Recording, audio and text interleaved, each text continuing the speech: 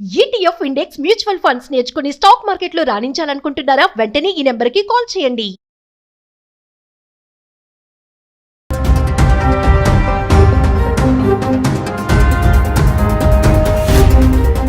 నమస్తే, welcome back to Suman TV. Present మనతో పాటు ఉన్నారు అనలిస్ట్ మందరి కృష్ణారెడ్డి గారు. నమస్తే సార్. నమస్తే అమ్మ. సార్, అమెరికాలో ఇప్పుడు హైయర్ చట్టం అమలు అవబోతుందంట. అంటే ఇది H1B ఫీజ్ కంటే చాలా ప్రమాదకరం అని చెప్పేసి, మరి మన ఇండియన్స్కి ఇది చాలా బ్యాడ్ న్యూస్, ఇది ఒక షాక్ అని అంటున్నారు. అసలు ఏంటి హైయర్ చట్టం అంటే? ట్రంప్ విధానాల్లో ఇంకొక సీరియస్గా ఆలోచిస్తున్నది. అవకాశం ఉంటే 2026 జనవరి నుంచి అమలు చేద్దాం అన్నటువంటి ప్రయత్నం చేస్తున్నటువంటి మరొక చట్టం హైర్ చట్టం. అంటే ఏవైనా ఒక ఎంప్లాయీని మనం హైర్ చేసుకోవడం, తాత్కాలికంగా తీసుకుంటే ఎంప్లాయీని, కానీ పర్మనెంట్ బేస్లో తీసుకున్న వాళ్ళు తక్కువే కదా. అంటే ఒక ఎంప్లాయీ యొక్క సేవల్ని మనం తీసుకుంటున్నాం, దాన్ని హైర్ అంటున్నాం మనం. అంటే ఎంప్లాయీ మన దగ్గర పనిచేయడానికి కూడా ఉంటే మనకు హైర్ చేయడానికి వచ్చినట్టు లెక్క అన్నట్టు. ఎందుకు ఈ హైర్ చట్టం తేవాలని ట్రంప్ సీరియస్గా ఆలోచిస్తున్నాడంటే, అమెరికన్ సిటిజన్స్ని ఎంప్లాయీస్గా తీసుకోవడానికి చాలా వరకు కంపెనీలు సుముఖంగా లేవు. మొదటిది ఏమిటంటే, అమెరికన్ చట్టాల ప్రకారంగా అమెరికన్ సిటిజన్ని తీసుకుంటే ఖచ్చితంగా ఇంత అమౌంట్ పే చేయాల్సింది. లేబర్ చట్టాల ప్రకారంగా ఇలాంటి జాబ్స్కి ఇంత అమౌంట్, ఇలాంటి జాబ్స్కి ఇంత అమౌంట్ అని ఆల్రెడీ ఒక సెట్ చేసి పెట్టారు. అంతకన్నా తక్కువగా జీతాలు ఇవ్వడానికి వీల్లేదు, అంతకన్నా భత్యాలు ఇంతకన్నా తక్కువ ఇవ్వడానికి వీల్లేదు. అవన్నీ ఖచ్చితంగా ఇచ్చి తీరాల్సింది. అంత మొత్తంలో జీతభత్యాలు ఇచ్చి వాళ్ళని పెట్టుకున్నా కూడా, రెండోది వాళ్ళు చేసే పని ఏంటంటే టైమింగ్స్. పర్ఫెక్ట్ టైంకి వచ్చేస్తారు, పర్ఫెక్ట్ టైంకి దిగిపోతారు. ఇండియన్స్ అయితే లేదా ఇతర దేశాల నుంచి వచ్చిన వాళ్ళు అయితే వాళ్ళు టైమ్స్ చూడరు. అవసరమైతే 3-4 అవర్స్ ఎక్కువైనా సరే పని చేసేస్తారు. సండేస్ అండ్ హాలిడేస్ కూడా కావాలంటే కూడా వాళ్ళు వచ్చి వర్క్ చేస్తారు. వాళ్ళు చాలా నమ్మకంగా ఉంటారు, చాలా ఒబీడియంట్గా ఉంటారు, తలబిరుసుగా ఉండరు, తలపొగురుగా ఉండరు. ఇవి అక్కడికి ఇక్కడికి ఉన్న తేడాలు. అక్కడ ఒక 4th క్లాస్ ఎంప్లాయీ అయినా సరే, ఒక సర్వెంట్ మేడో సర్వెంట్ బాయ్ అయినా కూడా కారులో వస్తాడు, కారులో దిగుతాడు. అతనికి మనమే గుడ్ మార్నింగ్ చెప్పి లేదా అతని వెల్కమ్ చెప్పి మన లోపలికి పిలవాలి. మనతో పాటుగా కూర్చోబెట్టుకొని, మన పక్కన కూర్చోబెట్టుకొని వానికి టీ కానీ భోజనం కానీ వాళ్ళకి ఏమైనా సరే సర్వ్ చేయాలి. వాళ్ళకి చాలా గౌరవంగా చూడాలి, గౌరవంగా సాగనంపాలి. ఇలాంటివన్నీ దీనికన్నా ఏంటంటే, వలసవాదులు అయినట్టయితే, వలస నుంచి వచ్చిన వాళ్ళైతే, ఇతర దేశాల నుంచి వచ్చిన వాళ్ళైతే ఎప్పుడు ఒబీడియంట్గా ఉంటారు. వాళ్ళు ఎప్పుడు మనల్ని బాస్లాగా చూస్తారు. వాళ్ళు ఎంత సమయమైనా వాళ్ళు మనకు పనిచేస్తారు. వాళ్ళ వల్ల మనకు చాలా కలిసి వస్తుంది. తక్కువ జీతంలో ఎక్కువ పని చేయగలిగేటువంటి అవకాశాలు వలసవాదుల దగ్గర ఉంటాయి. అదే అమెరికన్స్నే తీసుకుంటే సిటిజన్స్ను ఇవన్నీ కోల్పోవాల్సిన పరిస్థితి పడుతుంది. లాభాలు తగ్గుతాయి, టైమింగ్స్ తగ్గడం వల్ల ఎమర్జెన్సీ వర్క్ చేయించాల్సిన పరిస్థితులు ఎగిరిపోతాయి. చాలా ఇబ్బందులు, చాలా కష్టాలు వస్తున్నాయి. అంటే కంపెనీలు హాయిగా ఆనందంగా పనిచేసుకుంటూ లాభాల ఆర్జన చెయ్యాలి అంటే వలస నుంచి వచ్చిన వాళ్ళైతేనే దీనికి ఫిట్ అవుతారు. రెండోది, వాళ్లకున్నంత మేధస్సు, వాళ్లకున్నంత తెలివితేటలు, వాళ్లకున్నటువంటి గుణాలు ఏవైతే ఉన్నాయో, కావాల్సిన గుణాలు, కంపెనీకి కావాల్సిన గుణాలు ఎక్కువ భాగం ఇతర దేశాల నుంచి వస్తున్న వాళ్ళ దగ్గరే ఉన్నాయి. అలాంటి ఎమినెంట్ పర్సన్స్ని సెలెక్ట్ చేసి తీసుకుంటున్నారు వాళ్ళు. ఇక్కడ అలాంటి వాళ్ళు దొరకడం లేదు. అంటే దొరికిన వాళ్ళనే పెట్టుకోవాలి, 4-5 టైమ్స్ ఎక్కువ జీతాలు ఇవ్వాలి, ఒబీడియన్సీ ఉండదు, ఎక్కువ టైం పనిచేయరు. ఇలాంటివన్నీ సమస్యలు ఉన్నాయి. దీనివల్ల హెయిర్ సిస్టమ్ ఇప్పటిదాకా బాగా పనిచేస్తుంది. ఇప్పుడు హెయిర్ చట్టం కొత్తగా ఏం తీసుకురావాలని అనుకుంటున్నాడు ట్రంప్ అంటే, ఏ కంపెనీ అయినా ఇతర దేశం నుంచి ఒక ఎంప్లాయీని తీసుకోవాలి అంటే, అమెరికన్ సిటిజన్ కాకుండా తీసుకోవాలంటే, అతనికి చెల్లించే జీతం ఎంత ఉంటుందో దాంట్లో 25% అమౌంట్ ఈక్వల్గా ట్యాక్స్ కట్టాలి. దాన్ని హెయిర్ చట్టం అని తీసుకొస్తున్నారు.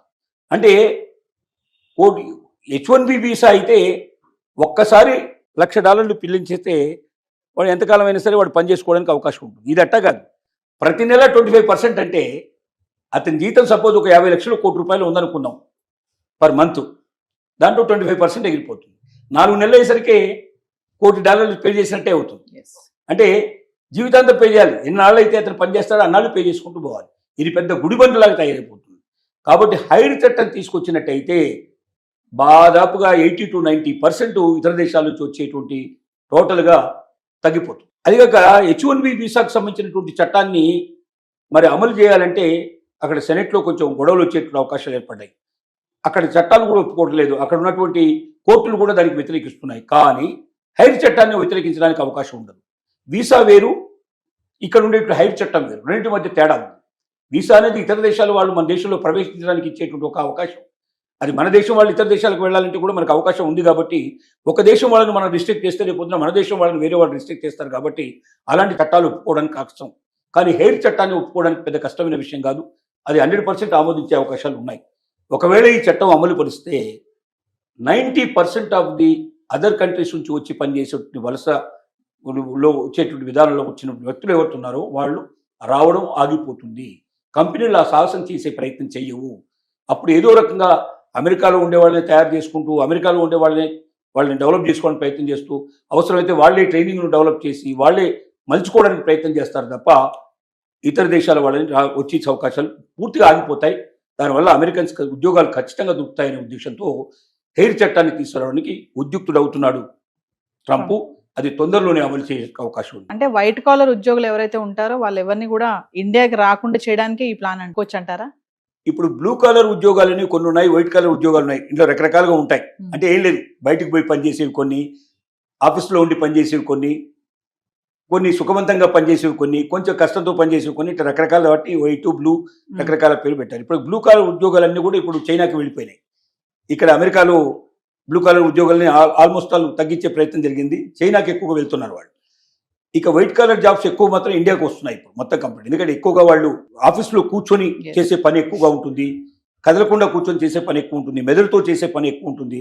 ఇవి వైట్ కలర్ జాబ్స్. ఈ జాబ్స్ లో ఇప్పుడు అత్యధికంగా ఉన్న వాళ్ళు ఎవరంటే ఇండియన్స్. కాబట్టి ఆ జాబ్స్ కూడా ఇండియన్స్ కి రానియకుండా, ఇతర దేశాలకు రానియకుండా అవి కూడా వాళ్ళకే ఇచ్చేటువంటి ఏర్పాటు చేయాలనేది ట్రంప్ యొక్క ఆలోచన. పోనీ హెయిర్ చట్టమే ఇంత ప్రమాదకరంగా ఉంది అంటే ఇంతకన్నా ప్రమాదకరమైనది మరొకటి తీసుకురావాలని ఆలోచనలో ఉన్నాడు. అదేమిటంటే ఏవైతే ఇప్పుడు అవుట్ సోర్సింగ్ విధానంలో సేవలు అందుకుంటున్నారో, అంటే అమెరికాలో కంపెనీ డైరెక్ట్గా పెట్టడానికి వీల్లేని వాళ్ళు అమెరికాకు మనుషులందరినీ తీసుకెళ్లి అక్కడ సేవలు తీసుకోలేసిన అవసరం వాళ్ళు లేరు, ఇండియా నుంచే సర్వీసెస్ తీసుకుంటున్నారు. ఉదాహరణకి ఒక హాస్పిటల్ లోపల ఆ రోజు ఎంతమంది పేషెంట్స్ వచ్చారో అంతమంది పేషెంట్స్ సంబంధించినటువంటి బ్లడ్ కానీ లేకపోతే మిగిలిన వివరాలు కానీ తర్వాత వాళ్ళకి సంబంధించినటువంటి అన్ని డాక్యుమెంట్స్ అన్నీ కానీ అక్కడ ఏం చేస్తారంటే పేషెంట్ రికార్డులో ఇవన్నీ కూడా వచ్చేటట్టుగా భద్రపరుస్తారు.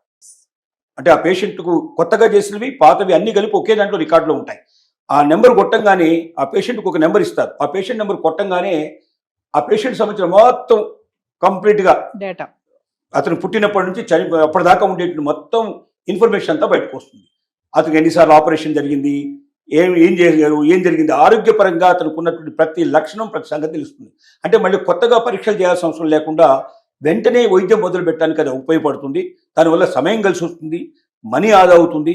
ఇంకటి చాలా మళ్ళీ చేయాలంటే చేసినవే చేసి ఖర్చు విపరీతంగా పెరుగుతుంది. ఇండియాలో లాగా కాదు, ఒక పరీక్షకి ఇండియా లోపల ఒక 10,000 రూపాయలు ఖర్చు అవుతుంది అనుకుంటే అక్కడ లక్షల్లో ఖర్చు అవుతుంది. కాబట్టి వీటన్నిటిని నిరోధించడానికి అవకాశం ఉంటుంది. అది ఖచ్చితంగా మస్ట్ అన్నట్టు. అక్కడ ఉన్న చట్ట ప్రకారంగా ఒక పేషెంట్కు సంబంధించిన రికార్డ్స్ మొత్తం 100% అవైలబిలిటీ ఉండాల్సిన బాధ్యత గవర్నమెంట్ది. తర్వాత కొన్ని కంపెనీస్కి దాన్ని అవకాశం ఇచ్చారు.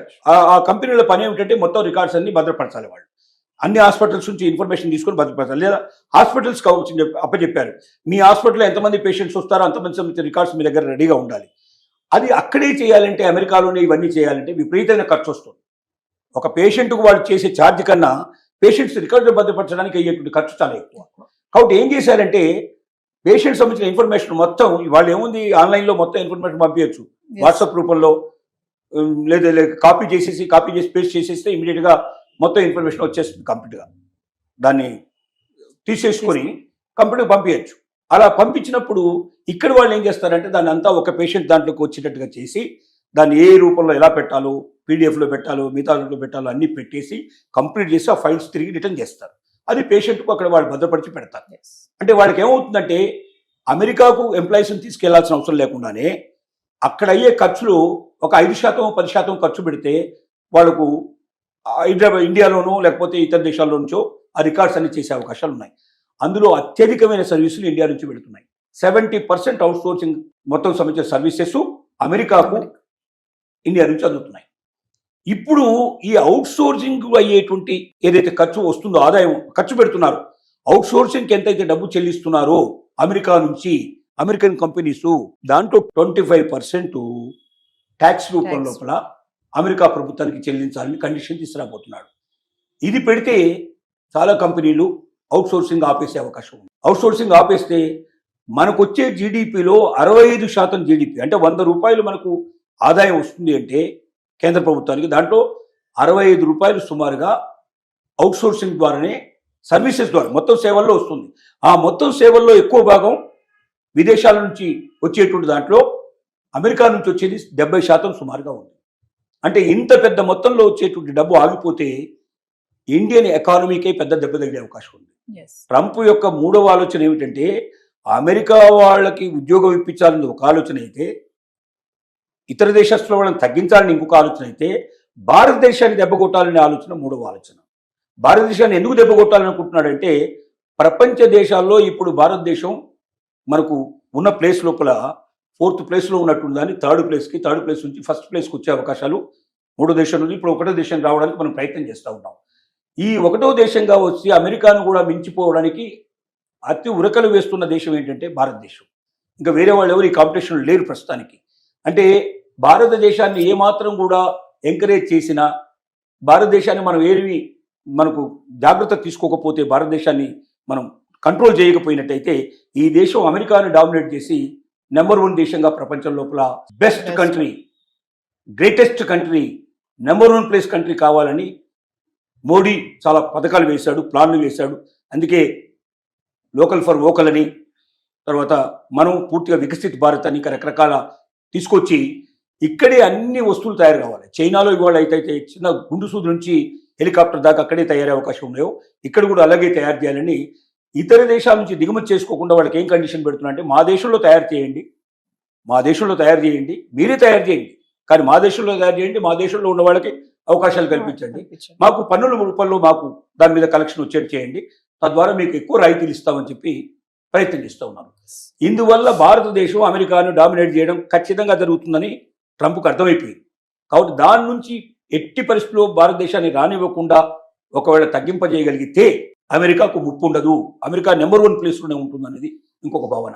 ఇవన్నీ దృష్టిలో పెట్టుకొని ఒకవైపున మనకు హెయిర్ ట్యాక్స్ అనేది ఒకటి వేయడానికి ప్రయత్నం చేస్తున్నాడు, రెండోది అవుట్ సోర్సింగ్ ట్యాక్సెస్ అని రెండో వేయడానికి ప్రయత్నం చేస్తున్నాడు. ఈ రెండు అమలు అయితే భారతదేశం నుంచి ఒకటి అమెరికాకు వెళ్ళే వాళ్ళ సంఖ్య గణనీయంగా తగ్గిపోతుంది, రెండోది భారతదేశానికి వచ్చేటువంటి ఆదాయం గణనీయంగా తగ్గిపోతుంది. ఈ 2 రకాల ప్రమాదాలు అమెరికా భారతదేశానికి ఇప్పుడు పెట్టిన పరీక్ష. ఈ పరీక్షలోంచి ఇండియాలో ఎలా నెగ్గుతారనేది మనకు తెలియదు. Thank you.